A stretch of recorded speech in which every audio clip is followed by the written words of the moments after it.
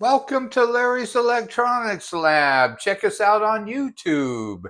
And so I just wanted to show you a little mistake that can happen if you're writing some C code sometime. It happened to me a while back. And it's a very simple mistake, one that you wouldn't really think of. And so if you just happen to be writing some C code, and let's say that you want to add a for loop in here, just a simple basic for loop that only loops, it doesn't do anything else.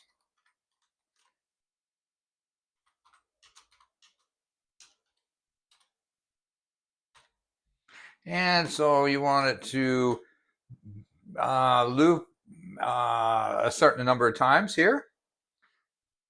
So let's say you calculated some number in calculator here. And so you want to use that number and you just copy it.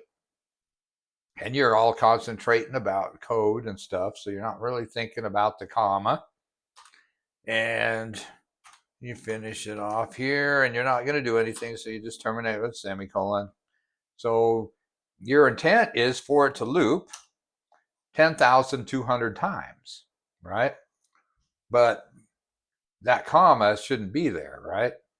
So, but you're not worried about things, and you're not thinking about it and you didn't see the comma.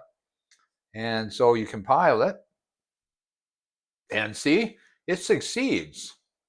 But it does, this compiler is a good compiler. It throws up a little warning.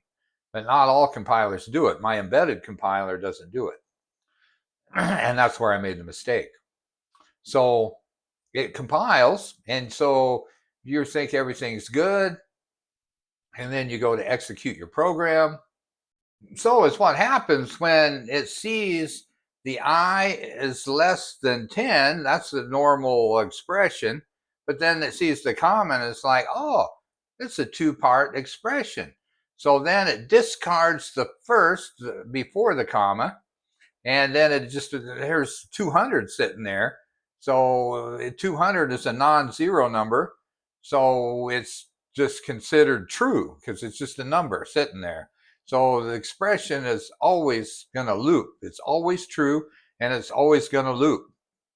And because it usually loops until it's zero or false, and it's never going to reach that. So it's going to be an endless loop, and your program's going to hang, and then you have to go back through and you got to find that one little comma that you put in there. And that can take some time sometimes, especially when you got 10,000 lines of code and you don't think you made a mistake in that last statement.